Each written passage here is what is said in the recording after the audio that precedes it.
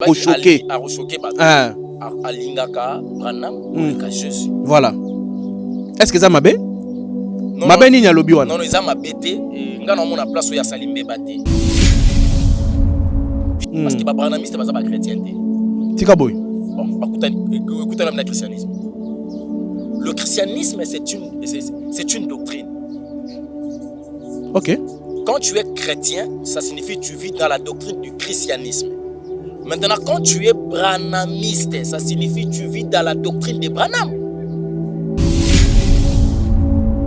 Chrétien branamiste existe à côté. Na lobaka yango à tout moment. Chrétien kimbangiste existe à côté. Chrétien catholique existe à côté. Ça signifie que quand tu es devenu chrétien, ezali synonyme, il y a connotation d'une église. Parce que l'église, en réalité, c'est la famille de Dieu. Parce que le jour où Jésus-Christ reviendra pour récupérer sa femme qui est son église. Ils en ont compris. Donc, tant que déjà nous avons porté l'identité à Golbaki, nous avons branamiste. Ils ont dit tusékédiste, nous avons kabiliste.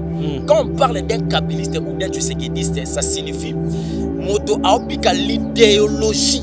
Il y a Kabila. Le système de vie à Kabila, il a ce qu'on appelle la philosophie et la pensée. Il y a Kabila par rapport à la doctrine au Kabila, c'est ça qui est en marche politique là-bas. Vous comprenez? Voilà, dans tout pour nous sommes. Voilà. Jusqu'au dernier coup du son. Très bien. Ok. Ata Branham ngazaka ndoki donc. Il y a ça branamiste. Ça signifie ana kata doctrine à William Branham. Ana philosophie, na pensée, na esa lié à William Branham. D'ailleurs, William Branham fut un prophète.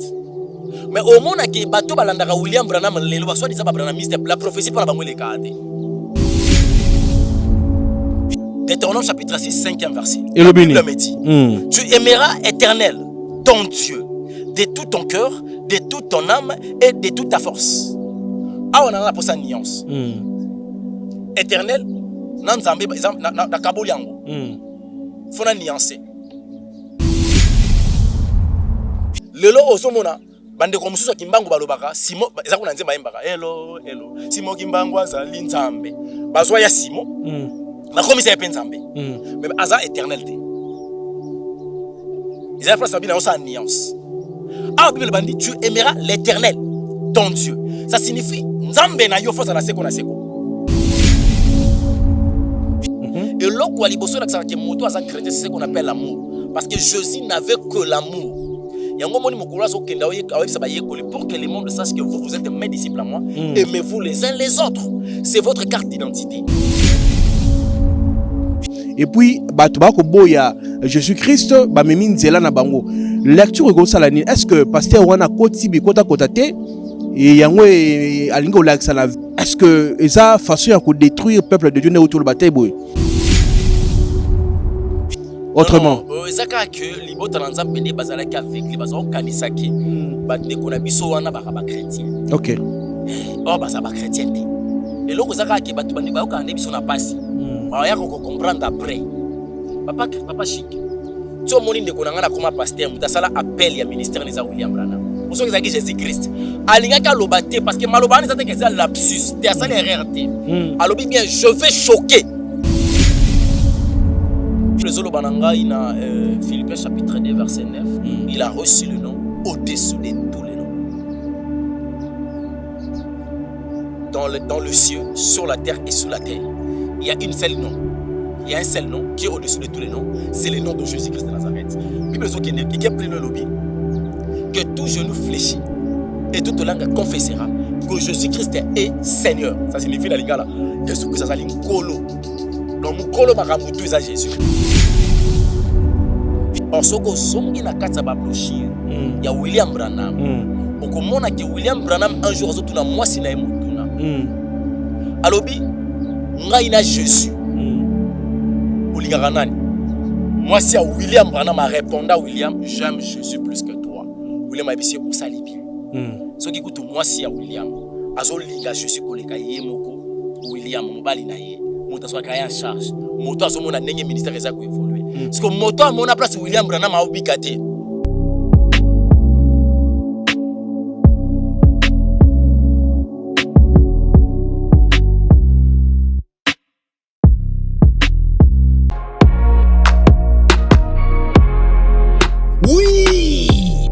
confirme des boutiques et la moko na République démocratique du Congo.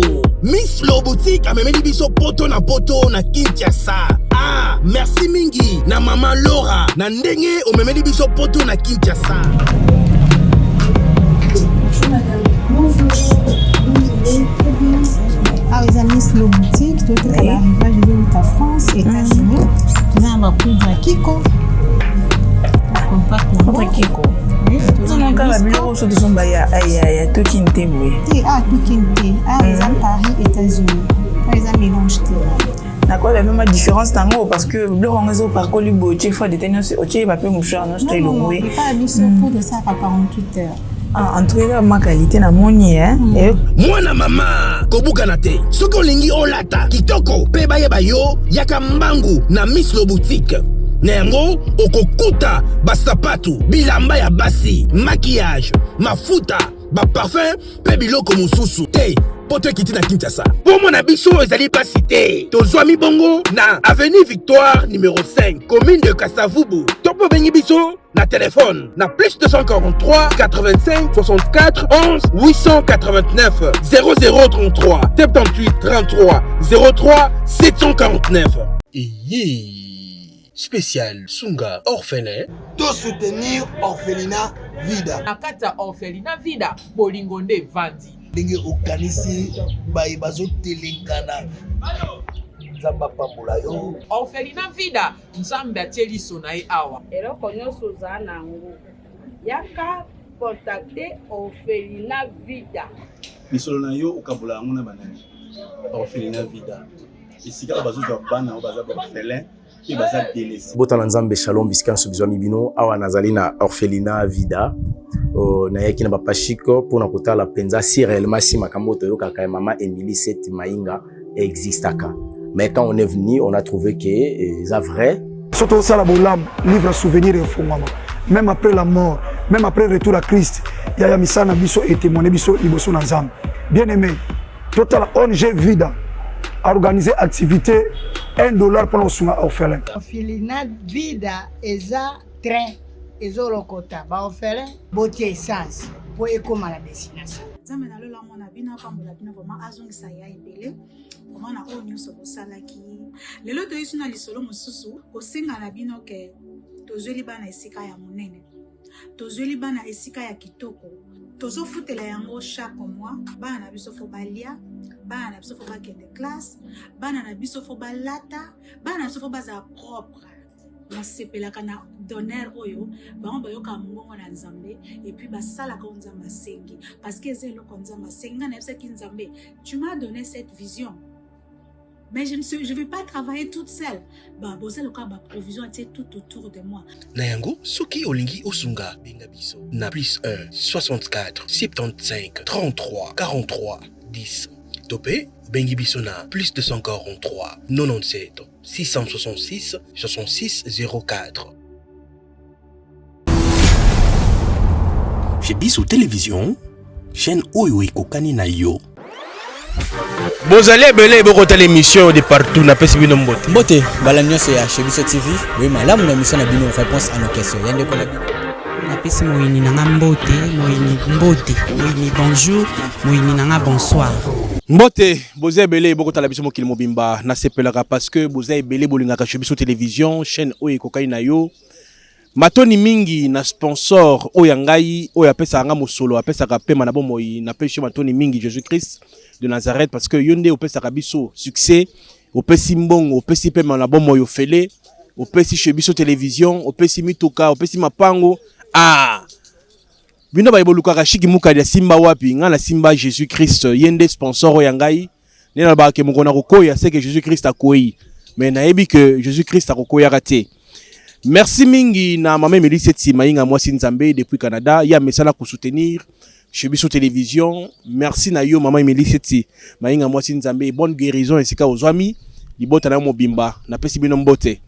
Merci pe na orphelinat Vida oyo ko sunga kabana bitike na kolia ya komela nzambe apambola bino opération sunga orphelin et bandi na décembre oyo to sala descente na ba orphelinat mususu kasi biso beto na biso orphelinat et sengeli to soutenir vision oyo na $1 ya pamba obengi biso sali contribution na yo to na numéro MPC zali wana numéro orange ezali wana mokili mobimaki kotina mboka à partir Orange Money na ba agence ri ezali Western Union ezali pour na soutenir bana bitike.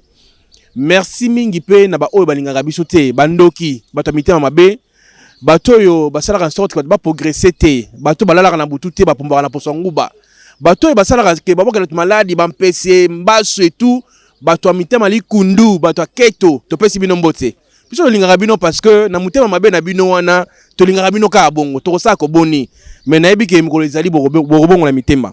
Merci na bana kataka kombe mbujimai geme na kikuiti mbote na bino bozebele moya ko pesa ba mbote na bandi na kozata mingi lelo toye lisusu na moto na nzambe évangéliste Elonga na cadre toujours ya ko informer bino to monaki ba actualité leki ya frère Lifoko du ciel yé par le bitin makambo ko le kaboité et selinga pena ya na tia point de vue nanga na pesa lo lenge nini Jésus-Christ azanani nani William Branham azanani donc yé lelo ayé ko bimisa na mpoasa place Lifoko du ciel la batami topé à koti nango tokoyoka lelo émission papa na pesi mbote papa sango nini ngolo nzambe zipi biso kimi ezali kimi ezali eleki yayo tena lekio na kimia kimi langi eleki yayo tena lekio na kimia ya solo eyebani ouais menga na ndimité kama biso na losambo to ban émission. Éternel Dieu, Jésus-Christ de Nazareth, merci pour la grâce, merci pour l'angolou. Nous voulons débuter cette émission, acheminer pour pas de conclure. Que le cher Saint-Esprit nous assiste du début jusqu'à la fin. Ceux qui ne confessent pas ton nom, je mets ça loin de nous. Par le nom puissant de Jésus-Christ de Nazareth, nous avons à se prier. Amen. Amen. Na bandi émission yo Saint-Esprit azao. Amen. Poto sambeli malamu mingi. Moto na nzambe, oki ba nungu. Batu babenga partout. Même makambo yo pasteur évangéliste Elonga za wapi. Alo ba mwa muke. Quand même na luki yo ye. Moto na nzambe. Yo re ba nungu ekoleka entre Lifoko du ciel, alobi Branham azali bongo plus que Jésus-Christ. Nani no la comparaison entre Branham na Jésus-Christ. Branham azanani, Jésus-Christ azanani.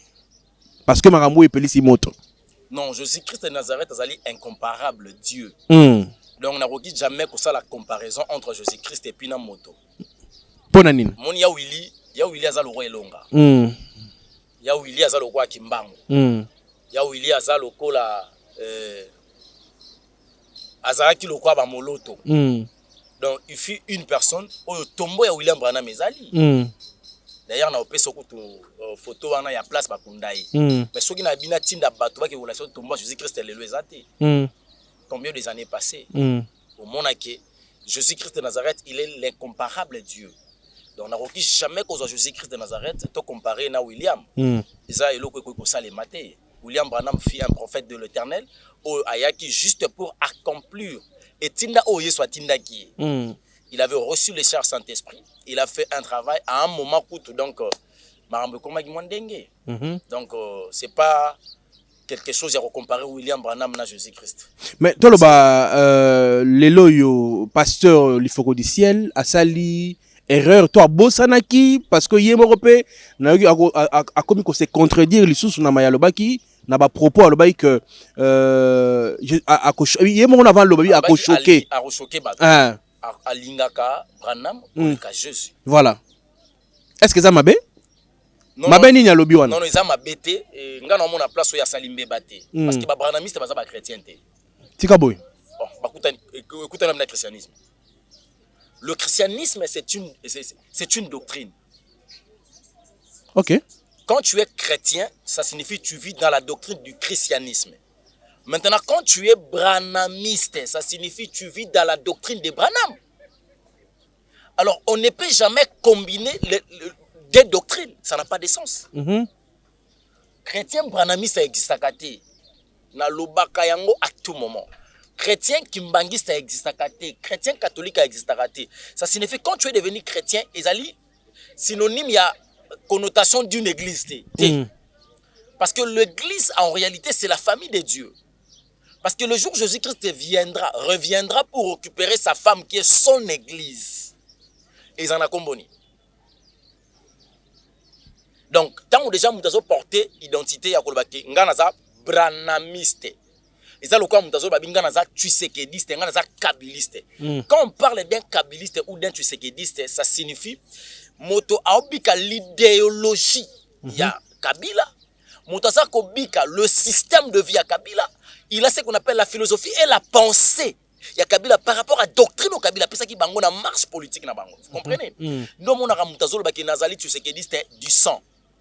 Donc nous que moto tanga fanda ana philosophie na pensée na doctrine ya Tshisekedi. Et la Tshisekedi ya koyiba to ko mabe ya za pour na ye. Aza Tshisekediste. Voilà, dans tout pour nyonso. Défendre Tshisekedi jusqu'au dernier goût du sang. Très bien. Ndenge moko na muto lobi ke nazali branamiste. OK, ata Branham nga za ndoki donc. Ya za branamiste. Ça signifie ana kata doctrine na William Branham. Ana philosophie na pensée na esaleli ya William Branham. D'ailleurs William Branham fut un prophète. Mais au moment que bateau balandaka William Branham lelo ba soit disant branamiste la prophétie pour la bango le kate. OK. Ministère prophétique et pas branamiste zakate. Mais yemoko William Branham moto abima tata na bango azaka prophète. Il y a déjà la contradiction. Ba ça la suivi to pe ba ça la continuité du ministère prophétique. To nzambe aye ko zo ministère prophétique asuka quelque part pour abimisa ministère je sais pas ce que ba ministère évangélique, na biso bazana ministère pastoral to bazana bazaba docteur justice na la maîtrise. Déjà, on a place dans la réserve wapi. Et ça que, tant que tu as kimbangiste, ça signifie, on a pensé à Kimbango. La philosophie, la vie à Simon Kimbango marche dans Kimbango. Tant que tu as chrétien, et il y a Christ et pas nefo et monana. Et là, quoi, les bossons que moto à chrétien, c'est ce qu'on appelle l'amour. Parce que Jésus n'avait que l'amour. Pour que le monde sache que vous êtes mes disciples à moi, aimez-vous les uns les autres. C'est votre carte d'identité. Alors, tu ne peux jamais être chrétien sans pourtant crucifier la chair. Parce que Christ est pour vraiment le vrai Christ. Tu peux que Christ est sauvé biso. Parce que Christ, ça signifie le sauveur. Pour sauver biso le Messie, il a fallu crucifier la chair du péché. Pour ôter le pouvoir du péché à l'homme. Alors, ce qu'on comme chrétien, il faut la capacité de crucifier la chair. Romains chapitre 12, deuxième verset, pour vous. Non, Romains chapitre 12, pardon, Romains chapitre 8 et 9 verset, pour vous, vous ne vivez pas selon la chair, mais vivez selon l'esprit. Ça signifie, quand la Bible nous interdit de vivre selon la chair, il faut crucifier la chair. Parce que la chair a tellement de besoins, ils ont contraire à Oyanzambe. Vous comprenez? Il faut crucifier la chair. Donc, priver la chair, c'est qui est ses besoins. Alors, ma chrétien, si on a crucifié la chair, il n'est pas devenu chrétien authentique. Alors, tant que vous êtes chrétien, vous êtes branamiste, est-ce que vous êtes chrétien branamiste? Bon, on comprend. Ce que vous avez bien dans le par exemple, ce qui va la Branham. Bible Zolo Bananga, Philippiens chapitre 2, verset 9, il a reçu le nom au-dessus de tous les noms. Dans le ciel, sur la terre et sous la terre, il y a une seule nom. Il y a un seul nom qui est au-dessus de tous les noms, c'est le nom de Jésus-Christ de Nazareth. Bible Zolo qui est plus le lobby, que tout genou fléchit et toute langue confessera que Jésus-Christ est Seigneur. Ça signifie la lingala. Jésus-Christ ça s'appelle Kolo. Donc Mukolo makambutu ça Jésus. Mais tout le monde la fois passée à le bac animé qui Jésus-Christ. À l'époque titan on relie habitabe. Hein mutu balon la. À l'époque terme morobo. Ça veut dire qu'à l'époque animé qui Jésus-Christ est en premier lieu. Mais deuxième fois aïe ko boycotté de tout. C'est par exemple polémique na bango ba kabone ba pasteur en qui nous on a sali ki alo babongo approuvé ba misusu que bango koto yo bonsame ezali to ba vrai branamiste. En tout cas tant que déjà ba mobinga ba branamiste na ko mona ba chrétien. OK. Na ko mona ba chrétien. Parce que ba défendre doctrine ya William Branham. Azaki non chrétien. Parce que dans le christianisme, on ne jamais kotombola kombo mususu ko lega kombo Yesu. Bango ba otambola identité William Branham sur bazani. Donc les nazale lobo ceux qui nzamba élevé nga ba fidèle au bazale bazolanda Yesu Christ nzana nga ba ko belonga liste. Bongo. Selon yo, batuloka ba renard bonke. Tout le monde ba bonke ba bonke c'est tout ba renard. Bazaka. C'est dire quoi? Ce sont des honneurs au bateau pour détruire bateau. Nzamba a tellement un Dieu jaloux. On ne peut jamais partager la gloire de Dieu avec une autre personne. Alors William Branham est-ce que bande qu'on défendre plus branchir que la Bible? C'est parce que Banakatia philosophie n'a pensé qu'à William Branham. Le ligne que maloba nyoso William Branham aloba, bango faut mettre en application. Mais le char Saint-Esprit, il est où aujourd'hui pour nous donner la révélation à la lumière de ces Écritures qui est la Bible? C'est contradictoire. Ndekoma baki William Branham est raciste selon écrit William Branham est raciste azaki mutumoko makamu un peu lolenge mususu pour ne pas kokota en conflit na bande na biso mais lelo yo okomona plus bantu yindo biso africain to kondime na mundele o ba mundele wana azaki raciste pa bato mwindo et puis bato ba ko boya Jésus-Christ ba memi nzela na bango lecture ko sala ni est-ce que pasteur wana koti bikota kotate et yango alingo laksa la vie ya bato parce que bali bato wana bato église des noirs ba koti ba chambre na yokaki est-ce que eza façon ya ko détruire peuple de Dieu ne autour bataille boy autrement ezaka que libota na nzambe bende bazala ki aveugle bazala kanisa ke ba ndeko na biso wana ba chrétien OK baza ba chrétien te et loko ezaka ke bato bandi ba okande biso na pasi ba ya ko comprendre après papa chic tu moni ndeko na ngana comme pasteur mutasala appel ya ministère neza William Branham pour ceux qui zaki Jésus-Christ alinga ka lobate parce que maloba ni ça que c'est lapsus te ça l'erreur. Alobi bien je vais choquer. Ça signifie likambo na ngina loba na yema kamna loba epesa pe bato passe. Nebi ke ça mabe mais nazo loba pona esi la prévenir bino déjà. A prévenir biso ko peut ça passe. Parce que après si passe na bato yo banda ko kanisa hier za ka chrétien. Bato loka belonga boye déjà na yeba que quand tu portes le nom o eza libanda ya kombo ya Yesu lokola ya yonde philosophie to doctrine wa de libanda. Donc ngana omona bango tu na mona ke ko chrétien te. Donc ndeko na nga wana il n'a jamais été chrétien. Il défend aujourd'hui la doctrine de William Branham. Ba chrétien ba silikate za lokwa bande ko ba musulman bazulu bazolo ba ke nani Mahomet na Yesu. Bon no silika point. Eza avina bango. Pona bango bazo croire na Muhammad. Siko to bando ba ke te za bongo te. Non. Soki bango ba ye na ba élément. Biso ba to na ba élément to kote na kata débat contradictoire. Peut-être ende ko permettre to banda ko talisa siko que Jésus-Christ est celui qui est le sauveur. Jésus-Christ il est au-dessus de toute personne. Par rapport il y a débat auto ko sala soki to ko attend wana. Ozomona. Alors, eza lokola bande ko bazo soki le o munde ko moko ayeba lobi ki William Branham alegi Yesu. Ngana obenga ya. Na obenga mnande ko wana pena ya Branhamiste wana yaka na brochure. Yaka na Bible. To cha awa. Tout le monde entre Branham et Jésus. Parce que Jésus est incomparable Dieu. Par contre, tu aurais comparé Jésus-Christ. Quand on parle de William Branham, ce qu'on dit, on a référence à temps. Branham a eu un exemple. 500 ans avant ou après Jésus. Pourquoi Jésus n'a pas dit? Et bon, Yokoboya Branham, nani. Asubaka mu photo na bango baza mutu mwana otamula na Saint-Esprit likola moto la nzambe toke tozonga pe Branham ba no sela nzambe papa Moïse siko atambola kina Branham azwaki ngolu aoteya colonne de feu ezate kaza otambola ngoli fu colonne de feu temela mutu nae à côté toilette colonne de feu zaki mambona te ezalaki en pleine action. Il travaillait, le char Saint-Esprit s'est manifesté que c'est avec la personne que vous voyez, je suis avec lui. Bakayango photo etikali ezaki témoignage o nzambe ngaka témoigner mosali na ye mais Jésus Christ ende kolo William Branham moni William moni ya William nga kufa wana azela Yesu ya po William ase kwa mata William na komana lola te akana lié de repousse ma moloto baza bokto comme na niveau wana ndenge nini siko moto akomi na niveau ya olakisa biloke nous sommes des branhamistes nous sommes pas des chrétiens.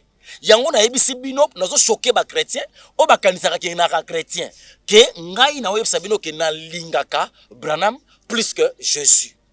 Or soko zongi na kata ba brochure ya William Branham okomona ke William Branham un jour azotuna mwasi na emotuna alobi ngai na Jésus olingaka nani mwasi ya William Branham a répondu à William j'aime Jésus plus que toi. William a ebisi osali bien. Ce qui moi si à William azo linga Jésus koleka ye moko William mobali na ye moto soit en charge moto azomona ndenge ministère eza ko évoluer parce que moto amona place William Branham a obikate amona yete akutika en brochure alobi alingaka William Branham koleka Jésus et ça le problème pourquoi ba chrétien to ko ça problème makambo tende kwa lakisi biso ke il n'est pas un chrétien il est un branhamiste il a défendu la couleur ya o yazali to ko sango problème te to traiter ndeko na biso wana te soki nani bato bana kanisaka ke aza chrétien ba comprendre que aza kandi chrétien te voilà ndeko pe batikali wana bolongola identité ya kozala ba branhamiste balongola soki pena bazana poso comme ba chrétien balongola branhamiste parce que chrétien branhamiste azaka te mais tout le monde pas changer maloba a changer maloba bi ayi atikala ko ba teke non il fallait que bandana osenga pardon pour na ba asanga pardon abaki je vais choquer ils ont ba qui choquer c'est que choc après ça baninga senga bango pardon message ne ko pesa ye ya moto ko dans deuxième sujet na biso ya ale moloto non Jésus Christ azoya abongola motema parce que William Branham ne sauve jamais c'est Jésus Christ qui est le sauveur de l'humanité c'est le sauveur de toute personne qui acceptera Christ étant Seigneur et Sauveur. Alors, soka lingi ko bika lobby, mo kilo tozo bika papa shiki nazo beta tangwa tozaka na 120 ans. Au moni recherche toluka ya mbongo, toluka ngo pour rien. Parce que quand tu auras 90 ans, ça signifie 90 ans. Mbongo no soluka ki soko simbi yango zangelo ko sana ngo. Banda kuno so tonga ki âge kaka et permettre yote o sipela nango lisusu. Et lingi ko lobaki après 120 ans, tout est si lié. Mais nous avons encore 1000 ans qui nous attend. Nous avons encore l'éternité qui nous attend. Comment nous voulons sacrifier l'éternité? Nous voulons sacrifier le 1000 ans pour nos 120 ans. On a déjà consommé cela. Tout ça sur nos 120 ans parce que viva H chose nango, tout suite au bouki déjà tout tamboli.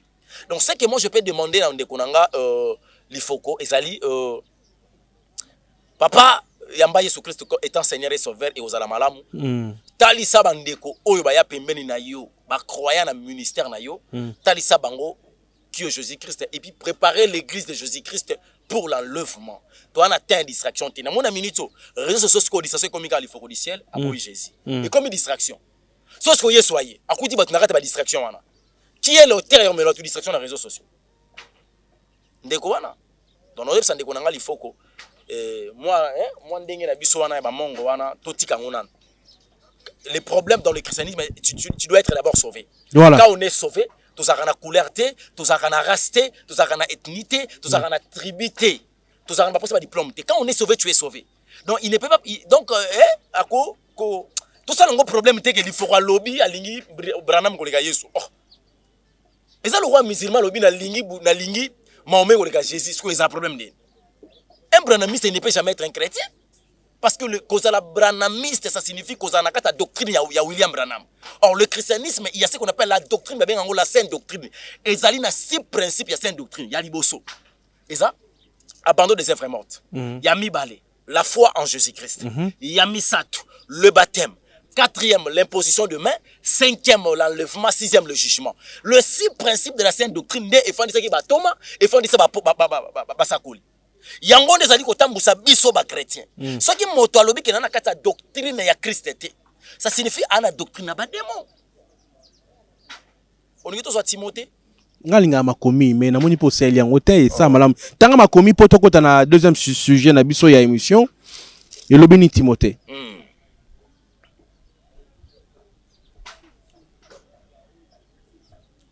Dans 2 Timothée chapitre 4 à partir il y a 2e verset, tina 4e. Non, tina 5e, la tanga na kombo na Yesu Christ. Amen. Prêchez la parole. Insiste à toute occasion, favorable ou non. Et reprend, censure, exhorte avec toute douceur et instruisant. Car il viendra un temps où les hommes ne supporteront pas la sainte doctrine. Et ils en attendent au moment de supporter la sainte doctrine. Parmi les 6 principes de la sainte doctrine. Et ça n'a tant supporter les gens parlent de William Branham. Oui, bah on a raison de William Branham. Et ça le comment comme ça qui mbangiste ba le Kimbangu. Tout ça le problème pourquoi? Leur foi est fondée na Simon. Na bien écoute ndoya disciple à Jésus. Vous comprenez? To pour ça ni moquer. Mais il y a la démageaison d'entendre des choses agréables. Ils se donneront une foule de docteurs selon leurs propres désirs. Détourneront l'oreille de la vérité et se détourneront vers les fables. Mais toi, sois sobre, en toutes choses, supporte les souffrances. Alors encore les autres les sabisso. Ce qu'on question sur 1 Timothée chapitre 4. Toi quand Timothée. Non lo mbang po yo zarabo to ngito silisa. Te tozana momke. Loba. Dans 1 Timothée chapitre 4 premier verset jusqu'au 4e verset. N'attendez na kombo na Jésus Christ. Amen. Mais l'esprit dit expressement que dans le dernier temps quelques-uns abandonneront la foi pour s'attacher à des esprits séducteurs et à des doctrines de démons. Dans la doctrine à démons, au Bible, ngati, et comme yo convocation, pour mikolo convocation. Doctrine à démons. Par l'hypocrisie des faux docteurs, ça signifie batangi sia lilobanzambe mabe, babengi bango ba hypocrite, ba faux docteurs. Portant la marque de l'infrastructure dans leur propre conscience. Ça signifie bah yebi mabe na bo moto. Opena ke nonge pa pasteur il faut que ça je vais choquer. Donc il a dit des choses pirement avec beaucoup de conscience. Il s'assume. Et ça t'es que lapsus je vais choquer. Voilà. À choquer pe. Yoka suko 3. Prescrivant de ne pas se marier. Soko moni bato ba oloba ke bo balate. Pona ko sala nzambe za doctrine ba démon. C'est Bible mtelobi elongate. Très bien. Bandi ko prescrire elonga liboso ba balate. Siko bandi ko na biso balata ba robe. Balinga ko soko komi ba consacrer soki nani ba balata ba robe ko balate. Yami balé. Et de s'abstenir d'aliments. Nini, bolia biloko mususu te. Okolia musunité, doctrine bané. Ya ba démon, Bible mtelobi. Okolia nguluté, doctrine ba démon. Est-ce qu'ils zanga? Bazo tangisa bato oyo bazo pekisa bato biloko. Bijara bato ba pekisa bato biloko wana babenga ngobana kata doctrine ba démon. Très bien. Or la doctrine par laquelle biso ba chrétien zango c'est ce qu'on appelle la saine doctrine. Papa chic. Tokena Deutéronome chapitre 6. Et ça là nga bien tango tanga kaboy. Mais dans un ministère évangélique, il y a une Bible. Tanga. Deutéronome chapitre 6. Il y a où il a qui prophète. Mais pourquoi il y a un message où il y a un ministère, il y a la prophétie. Na kamora ce que bazo combattre ministère à vie. Ça qui to côté. Deutéronome chapitre 6 5e verset. Et le Bible me dit. Tu aimeras Éternel ton Dieu de tout ton cœur, de toute ton âme et de toute ta force. Ah, on a pour ça nuance. Éternel, nanzambe na kabuli yango. Fona nuancer. Papa chic. Webi ke zana batu mususu mbongo e koma nzambe na bango. Basi bakoma banzambe na bango. Lelo osomona bande ko mususu kimbangu balobaka Simo eza kuna nzemba yembaka. Hello. Simo kimbangu azali nzambe. Bazwa ya Simo. Na komisa ya penzambe. Mais aza éternalité. Ils ont fait ça en nuance. Ah, la Bible dit tu aimeras l'Éternel, ton Dieu. Ça signifie nzambe na yo face à la seko na seko. Parce que ya wili tombo neza. Ya wili tombo neza. Donc il n'a jamais été éternel. Donc ce que nzambe ça die pena ya minuscule. Ba die ba mamami, ba die bondo, ba die bazana ba kwena biso to benga petit die. Ce que c'est comme moto alobi que alingi nzambe na ye o az éternalité pour anini ba chrétien ba sango problème. Il n'a pas péché. Il a dit séculé. Donc ko lobate kende kwa bunga te il n'a jamais été appelé. Ce qui Jésus Christ a bengaka ndeko na biso ya lifoko. Elingi ko lobake ako défendre appel wana. Mais elingi ko lobake tsaza na ministère pastoral mutabenga isa ya Willy. Ya Willy mutabenga na ministère pastoral. Donc, ça dit pasteur appelé par Yahwili, il y a biso siko na kati ezani. Donc, laissez le christianisme calme, ba chrétien calme. Toi, on a taille à persécution, église ba obundu sa biso. Alors, ba chrétien ba céder na bangote, kolo yesu yemo kwa lobaki, on tokoye ba nzete na mbuma na yango. Oza miza ba mbuma ya nzete oyo, Yahwili alonaki. Voilà, nabandi to ke na soka me mutuna oyo ke sengeli estilate. Nazo tuna boyi. Osilisi maloba. Omoto na tiko loba moto na nzambe. Natiki loba po loba po okataka moto na nzambe natiki loba osisi nanoté. Ah d'accord. OK, mais avant to zongela ngo nalingi batu ba besenga na tuna yo. Na tuna yo motuna concernant papa ale moloto. Différence ni ezaki to o ezali entre ale moloto ma pasteur mususu. Moloto fut un adorateur de l'Éternel.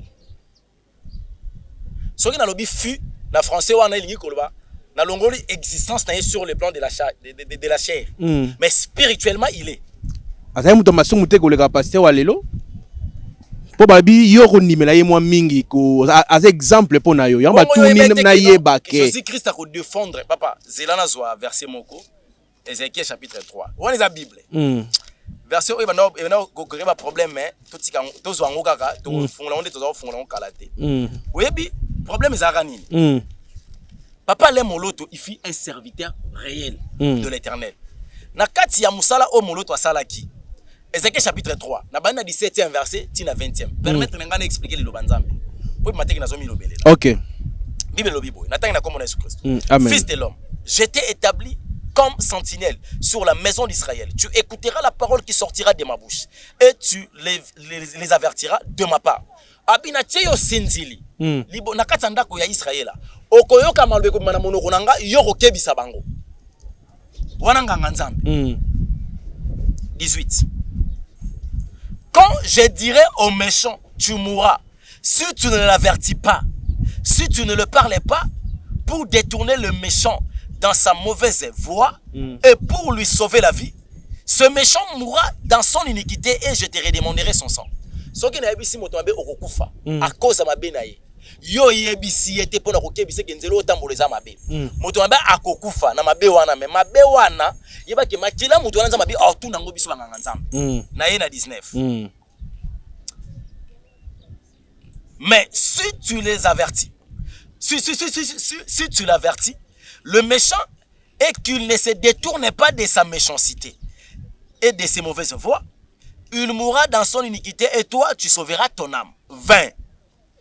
Si un juste, Bible est clair, si un juste se détourne de sa justice et fait ce qui est mal, je mettrai un piège devant lui. Et il mourra parce que tu ne l'as pas, averti. Il mourra dans son péché. On ne parlera plus de la justice qu'il a pratiquée et je te redemanderai son sang. Ah ouais, ça t'es que moupagano. Chrétien sokati qui vit à christianisme. Injuste à se détourner vers la justice. Kolo bien ocha mutambo nzambe ikango. O mato ki te ezwao. À moins qu'on se repentir avant. Soki siko mutambo kango na soka nango okufa. Siko na sima okufa. Nyonso yo sala ki lokwa justice Bible lobi ekolobela ngote. Na ngina tuno mutuna. Ba pasteur bazana limité, ba pasteur bakota ba sendo. Loba mikoza boy. Akufa. Pasteur Owabi, otuna gini ni po miko ko tayi sombia. Ba pasteur bazaba bakota ba limité ba sendo ba yabo. Est-ce que bakufa? Bana bomoyi. Est-ce que ba lobela bango? Point. Moluta kufa meto lobela. Le lingi ko lobake quand tu es injuste au se détourner au côté na mort spirituelle, na mort physique, na mort ministérielle. Donc ministère on va tout lobela ngo souté. Pourquoi aujourd'hui on parle de Kimbangu? Malgré ba dorma ko baby sa combo ya Kimbangu. O balali balamuki Kimbangu amundu lié. Bible so il y a pas de relation entre les morts et les vivants. Mais ba uzala kana relation wana.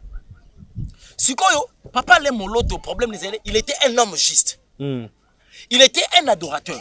Le rôle d'un adorateur, c'est quoi? C'était pas aller chanter. Reçois l'adoration. Car l'adoration, c'est une vie. La Bible nous dit, l'heure vient, et l'heure est déjà venue, où les vrais adorateurs adoreront le Père en esprit et en vérité.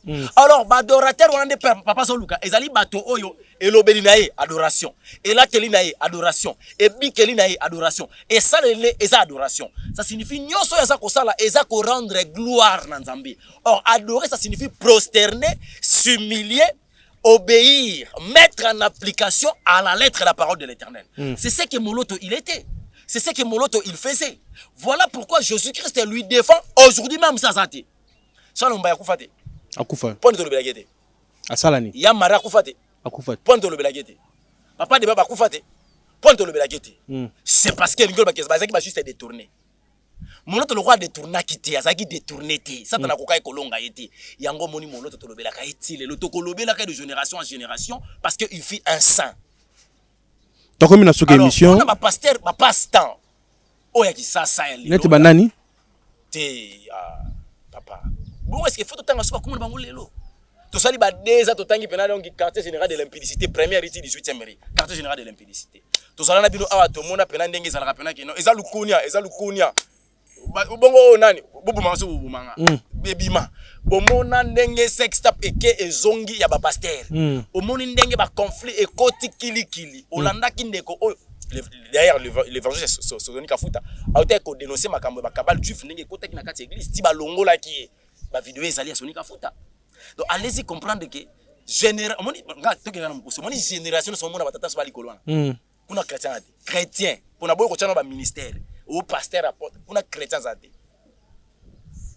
soko tambo na limité au monde ils ont apôtre ba bien qui apôtre mais bien pas apôtre ma apôtre chef coutumier ndengeni est-ce que un apôtre ko fa na église afanda na église azwaka bo offrande ba di makambutu ya longwa kata zaka ne di mwana l'église wana apôtre za muto aye a bengi bato ate bango le banzambe ayambisi bango Yesu a formé a consacré à bimaki mais apôtre moko azana limité a ya kindaka te tokomi na suka moto na nzambe tokomi na suka mot de la fin pour l'émission lelo tozuta mingi s'il vous plaît to sisa to la nzela o ba moloto balandaki eza ba trace kitoko kolanda papa na biso Vernon eza banzela balandaki eza nzela o bango balandaki mususu nani wana zo bato ba disparaîtra parce que bango ba kufa kité nzoto nde longwaki bango ba ke kopema parce que quand biso ba créer to lebelaka la mort c'est la mort spirituelle ça signifie aller en enfer bato loko ba papa na biso Vernon ba papa na biso ale moloto ba maman Germaine ba prophétesse Liban ba Germaine Libambu ba pasteur lokola papa na ngamu kwa kufaki dans un témoignage na ye par la conviction de l'esprit de Dieu parce qu'atenda na totanga kombo na te papa na biso nani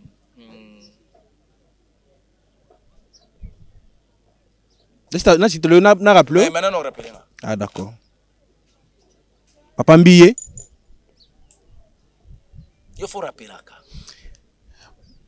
papa Mbiye Moulaya fils serviteur de Dieu il est dans le bit obagi Mbiye apôtre Mbiye na bi papa apôtre Mbiye Moulaya fils serviteur OK mais ane loko moko kanda gafa ki tiao ke no kufa azu église apesi Satan et loko mabe asala ki yango wana mais isa berera ministère ekoma et bongo nani mama wa kufi onani maman Ariette sekele ya motema pe asonam omoni ba torolo le ba pe asonam ezate ke kuluna kufi o pe asonam moni ko pema na kimi atayomo. Voilà, on est arrivé à la fin de cette grande émission Police des Stars. Un grand merci Maman Langi. Aseni. Tozo bela ba chrétien na ba chrétien no ba kufa. Maman Langi a kufa. Tozo ba chrétien. Na papa Langi. Tangi ba chrétien no ba kufa. Voilà. Est-ce que l'église wana n'a pas moni bande ko na biso ba Brazzaville ndenge ba comme na niveau ba kangi ba église pour na ba désordre bongo. Congo pe awa ya biso fo makambo wana ekoma. Faut pas kanga ba église wana ba eza ba église ligablo faut pas kanga ba église abongo ikangami ba temi be komo obwe soko lingo ploso apena ozala pena mo le bata neve na ngamo obwe soki ngai na komi ministre intérieur to président de la république absaka evangile monio ozani ni église yaka na zolo di bata bo male ba koma normal. Voilà, on est à la fin de cette grande émission Police des Stars. Un grand merci à vous. Numéro de téléphone, bah dédicace c'est ça. T'es dédicace c'est ça parce que bon maman banana ndako. Nous on a problème moko ezani. Na boya te mais na ozangisa. Parce que muto na ozangisa yenda lo bana boyaki. Ute na moni pa alliance c'est ça sous terre. Tala yangai. Olina so na kata sainte doctrine poani. Tala yangai. On ngolo ba nini? To so ngina mama sainte doctrine c'est sur le déploiement extérieur. Yango longo l'alliance. Yo sokui ma baboyi c'est que émission ego ya musumu lai. Mabe alliance c'est ça nini? Biso ba chrétien to la tano ba orte. Bon mo lex ça peut moi quoi. Moi ne ba bayo na ndaka ba ti Basa na raison parce que babaye. Christ alobaki ba brebis ne ba yoka mungongo na ye. Eloko ni ko na mabe na ngweza nini? Yango na lobi soko lingi to sala émission sur le dépouillement extérieur. Na la kiso ba interdit. Na lobaki na oto na pasteur moboye azaka na kala na ki ayi Congo boye. A oto ba nini pantalon ba sezaka ya mibale zalaka. Moi ça ko la ta pantalon. Et puis il a expliqué de Deutéronome chapitre 22 verset 5 ndenge Bible za ko interdit. Bible lobi boye. Oyo décevoir nga. Gloire à Dieu. Parce qu'il n'a pas qu'on s'appelle sauter parce que to comme na suka tika ko to tika ramba mo pardon. Obi loko obi ke protéger biso. Nanine. Toi maman on a la spiritualité. Toi on a la spiritualité. Non, papa. Nzambe ko de bi fouiller. Tant mouton on a papa chika la alliance boy ni lo banini. Yo ka se connaître sur vérité moko. Il y a une sœur à yebisanga boy. Papa, ngana fille ngana ngaba marié na tuni point ni. Abi est-ce que bi ki ba marié bazami bala bien. Na bi mamoza na ndokite par hasard. Ayo mamoza sana. Abi marié azana tamingi na yote. Parce que façon on anda kuna. Abando bi mana mingi te pour que satisfaire moi sina. Marié abando kanga kango mingi te. Mais mbongo ndo zozo. Mais mibali yo bazara azana ka un homme libre. Il s'y fait biper yo. Ozuri retard obenge yo ngaba na ndo obenge mabipaki. omifuteli moto na yo kozonga na moto no mais Maria lenge la kadasa libanda. Siko tango zo yebisanga na lata pona la kisa na impressionner bato que je suis. Obiti no bana mona nani? Na mona Roger Baka. Olandi Baka, Baka makambo yango ya alliance. Roger Baka. Olandi na ndeni. Quand même ya nani alliance te? Na biso ke Roger Baka zaka na église te. Azaka na école, mais école ne pantole kotaka, mais na église ya versi longa pasa zo kamba, pantole ila tamate. Moi ça tchaka plantité, moi ça tchaka beauté, tchaka maquillage te. Kuna bilo wane kotaka. Siko yoba kitolanda ni tukuta na côté nini? Tukuta ni loi. David par rapport à alliance. Non. Papa. Ceux qui sont quand cela qui ont révélation c'est une bonne chose. Maramonza mesenga pose à la révéler. Papa na oya mon émission to c'est la émission mobile. Na cause na 22 versets bibliques, 22 versets. Ah d'accord. Obi il y a un verset dans la Bible le Bible mais là baliker forte. Mais là le toko. Mais là moi ma titi Bible. Et puis bang. Ben oui na Bible ça. OK, c'est une bonne chose. Bible quand moi le Bible mais là le toko. Toi le toko et Bible est autorisé mais là moi le toko pour na santé. Et tu peux le Bible mais là moi likaya. Ma cigarette mon likaya oyo bangi. Parce que Bible maman la lobi on les a malamu. C'est ce qu'on appelle le mot. Et dans le loro ba bakati na Bible zani, la révélation de la parole. Et ça le quoi ba lobi Bible lobi na Jean chapitre 10 verset 10. Les voleurs viennent pour et puis na katote. Et ça ce verset sur la Bible lobi, si moi na ya ko c'est age morobo so ka balite kwaye. Yo mto mala ngwana. La Bible lobi moi na yo so ka balite Bible. Et le but, ceux qui moi on a connu âge moi 35 à balité quoi ça veut dire la. Mais tout ça on peut pas suivre la Bible. Ça veut dire qu'il y a des choses autres rejoindre, na autre tu remets sur émission franchement. Aux autres homme de la Bible, yo za homme pagano. Na évangéliste. Homme pagano. Aux homme de la Bible. Donc ce qu'on lobby comme état la Bible permettre ngapena peine expliquer en gros. OK, loba. Aux a 2 minutes tout ça la Bible. Dans l'exemple Jean chapitre 10 verset 10. Le voleur vient pour dérober. Et yebana oui. Pour dérober, égorger et puis détruire. Sauf que ce qu'on tourne bateau, moi bitango aye, moi banaza ko symboliser Satan. Ayo yibani na via moto. O répondre. Na sima ko yiba ko détruire ni, a ko égorger ni. Et comment c'est on appelle ça révélation. Bible dit Matthieu chapitre 7 verset 7. Senga ba opesa yo Luka okozwa beta ba ko fungwela. Maudit soit l'homme qui se confie en l'homme. Oko senga nani? O Luka wapi? Oko beta wapi? Bozanga pe maloba te. Tokomi kasi na suka émission. Langage codé et pesa meli batunyo sauté. To ça l'émission. Révélation. Donc babiloko so bananga babimela liker fort na ko expliquer ngo par la révélation, ils amambo batozo zanga. OK. Ya eza na zela. Tout ça la émission mobimba. Te zela. Obina luka versa ngoti. Na lobo ite. Zela. Yo sala kasi nde yo moni. Mission pe na yo. Zela ya. Zela. Apoka na munya ngote hein. Soki na muna ke yango. Ko boya ke abosale kiri bona ba pasteur mususu bolo banini kino. Ko pesa 10 eza infraction. Eza lisumu. Yesu kuta zwaka 10 te asenga 10 te ba yekoli ba senga 10 te ndeni mino bo senga ba 10. Donc au moins bo zwaka Bible, bo luka bo bebisaka Bible. Non na yoka bo sa discussion be pona Coran. Non na yoka te bo sa discussion be pona grimoire, ba livre magie. Na yoka te. Ya kene musika. Bosa discussion pour ba brochure ya Willy. Toromi na suka. Na ba masonika kuna ba ndikonsoma kimbangu kuna na yokati. Merci. Toromi na suka émission ba ndeko balandi. Ezangi plaisir ya koyeba ite bosa ebele boko tala biso mokili mobimba. Matoni na ba oyo balinga ka chez biso télévision, matoni mingi pe na pesa numéro téléphone. Non, si c'est émission. Na pesa numéro téléphone. Numéro na téléphone yango wana c'est émission. Yango wana eza ba mona yango évangéliste longa yango wana eza evandi wana pe ya munene ba kobenga yo. Pour baswani sona makambo to ba alliance makambo alliance oui na obongo makasi voilà bande walandi ya Chebiso télévision matoni mingi na ba oyo bazwaki li bako ya kotala biso na Chebiso télévision na yebité na des annoncer émission oza bo poani bo pesa madame Nombote kaso pesa na Mbote mo na pesi maman Naomi tela elonga bambote belé maman na Indira Gandhi na Tubergar mais le refona ila on ndako atiki bo longa alliance yemo kuta wala tangote. Voilà. Banero balandi lelo dédicace ezati tosi siawa. Bye bye. Chebiso télévision, chaîne oyo ekokani na yo. Bozali belé bokota l'émission de partout na pesi bino Mbote. Mbote balanyo c'est à Chebiso TV. Oui malamu na mission na bino réponse à nos questions. Yande ko na bino. Napesi moyini nanga mbote, moyini bonjour, moyini nanga bonsoir.